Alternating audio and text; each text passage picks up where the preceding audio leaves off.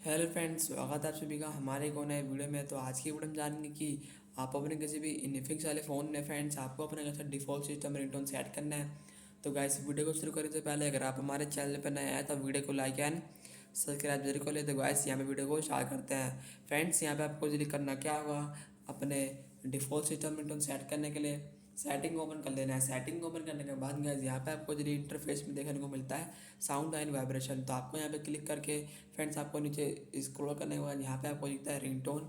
आपको यहाँ पे क्लिक करके फ्रेंड्स आपके कई सारे डिफ़ॉल्ट सिस्टम रिंगटोन यहाँ पे आपको शो होते दिख जाएंगे। सिंपली फ्रेंड्स आपको डिफ़ॉल्ट सिस्टम रिंगटोन सेट करने के लिए किसी एक पे क्लिक करना है।